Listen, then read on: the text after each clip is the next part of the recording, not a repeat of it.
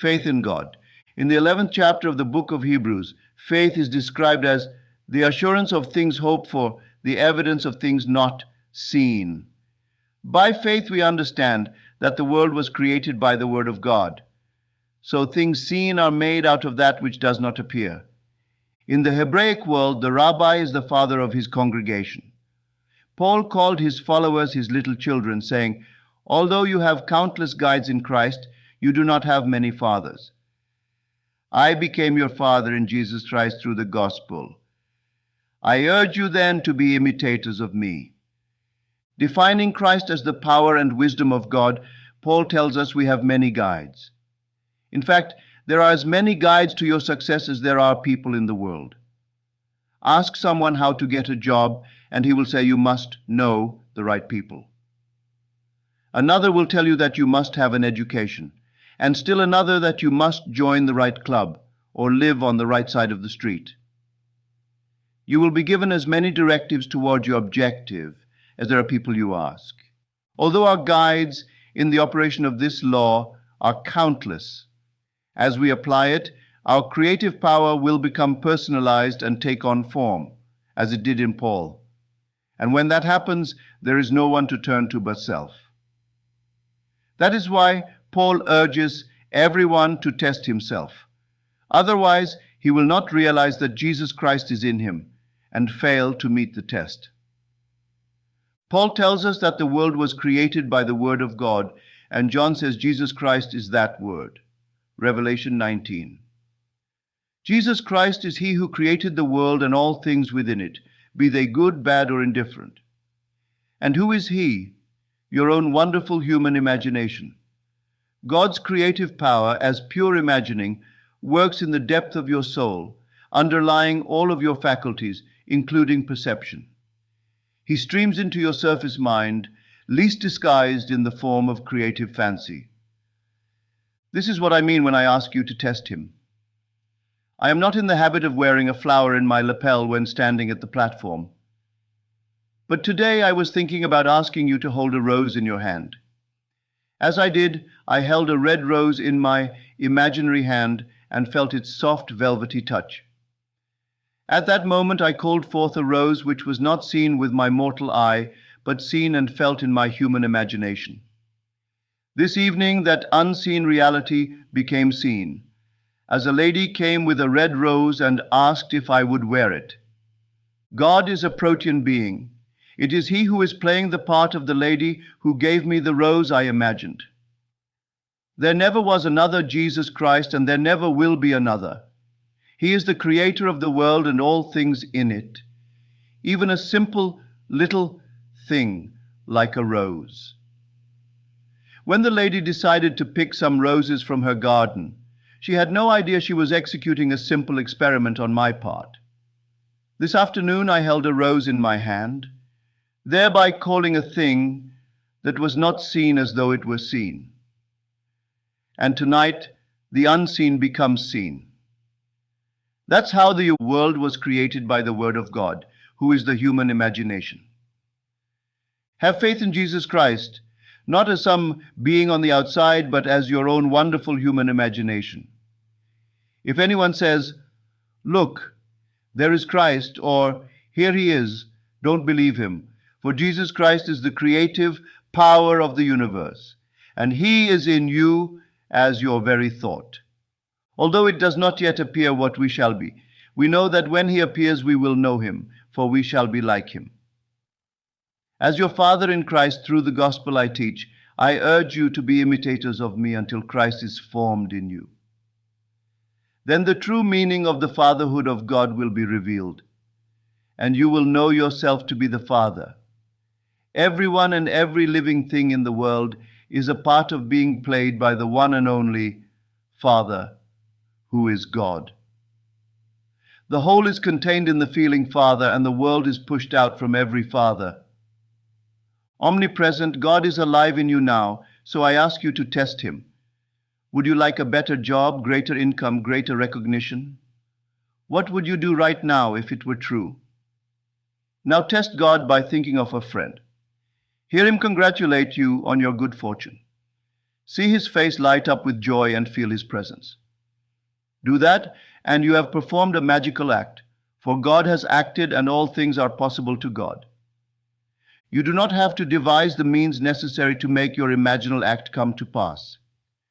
He who thought of the friend and saw the whole thing will build a bridge of incident across which you will move to the fulfillment of that which has been done.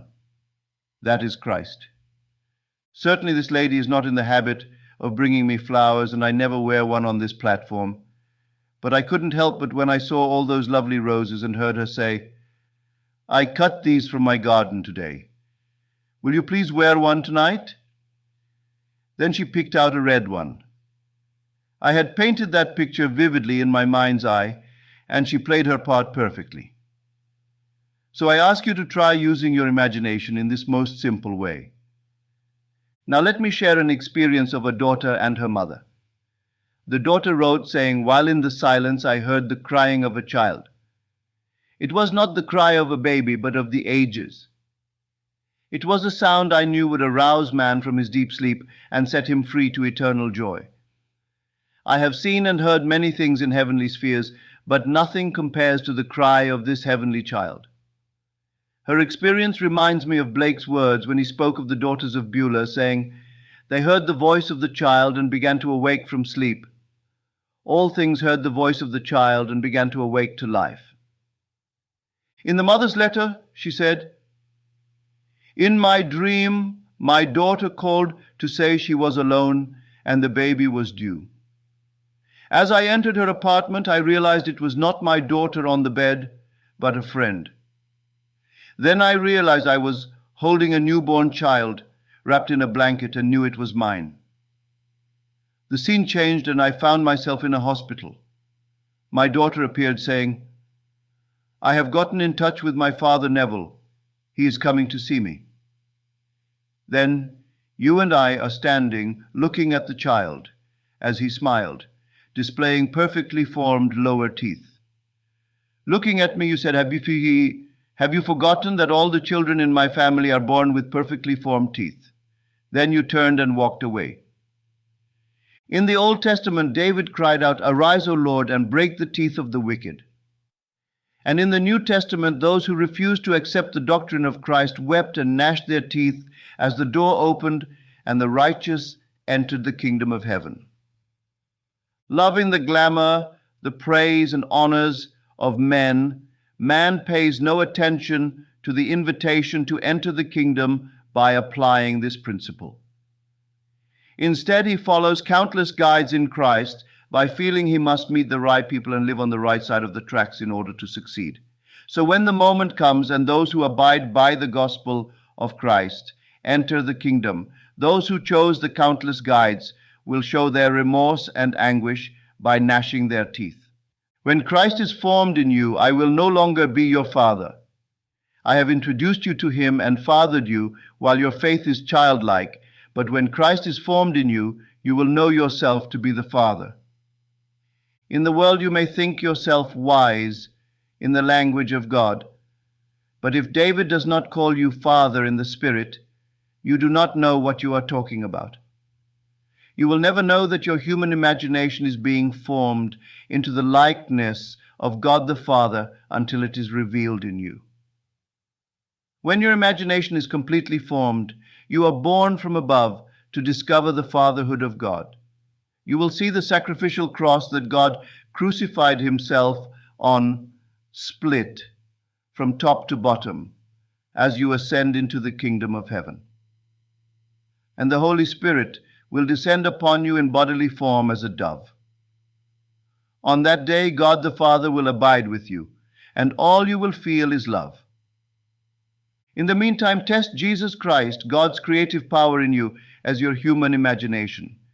Do you want a better job, more money? Whatever you want, claim it, just as simply as I did the rose.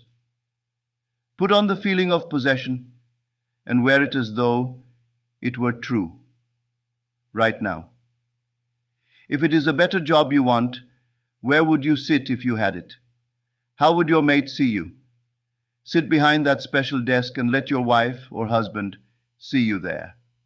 Live as though it were true, and have faith in Jesus Christ, the creative power and wisdom of God. People have personified this power and hung little icons on the wall. They cross themselves before these little things made by human hands. But God is like pure imagining in us. He works in the very depths of our soul, underlying all of our faculties, including perception, and streams into our surface mind least disguised in the form of creative fancy. You can catch God in the act of creating by holding a dozen roses in your arms, smelling them and feeling their soft velvety petals. As you fill a lovely crystal vase with water and place the roses in it, observe the stems, though the crystal. Look closely and you will even see the water level in the vase. As you do this, God is streaming into your surface mind, least disguised in the form of creative fancy. Imagination is defined as spiritual sensation. Come, let us now sense spiritual things that are not physically present. Right now, I want you to feel a tennis ball, then a baseball, a volleyball, and a golf ball. They all feel different, do they not? If you can discriminate between these different balls, are they not real? If you can touch a tennis ball and spiritually distinguish it from a baseball, it must exist, even though it is unseen by mortal eye. So, you see, you can behold a thing that is not seen by the mortal eye as though it were, and if you do, your faith in Jesus Christ will cause the unseen to become seen. Jesus Christ is contemporary, not some being who lived 2,000 years ago. God himself came and comes into human history in the person of Jesus Christ. As your human imagination, he is your very being. If all things are made by him and you can trace the origin of an event to its imaginal act, you have found him. All things were made by the human imagination, and without him was not anything made that was made. If during the day you imagine unlovely things, they are going to happen. The world believes that Jesus Christ is another, but the great Hebrew confession of faith tells us, "Hear, O Israel, the Lord our God, the Lord is one." There is only one Creator. It is the human imagination who kills and makes things alive, wounds and heals.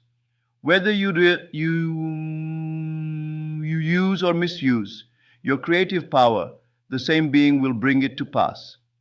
So if you desire lovely things, you must imagine lovely thoughts. Your friends are your own lack or limitation made visible. Like Job, pray for your friends and your own fears will be lifted. In Hebrew, the words for faith are Amen and Emet. In the 3rd chapter of Revelation, God's creative power is called the Amen. These are the words of the Amen, the faithful and true witness. And in the 1st chapter of 2 Corinthians, we are told that all the promises of God find their fulfillment in the Amen. That is why we declare the Amen through him. The God in you and in me is he who made these promises. As a physical man called Neville, I can do nothing, but I can do anything that I imagine. Imagining a thing and thinking it is done is saying Amen in the belief that, because I imagined it, it must come to pass. How it will happen, I do not know. I only know it will, just as the rose appeared this evening. I ask you to test your creative power every moment of time. Live with absolute faith in Jesus Christ. He is a person because you are a person. As you imagine a state, the creative power of the world will bring it into reality.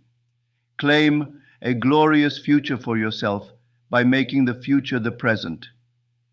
Have your friends congratulate you on your good fortune now, and have faith in Jesus Christ, knowing he is your own wonderful human imagination. Now let us go into the silence.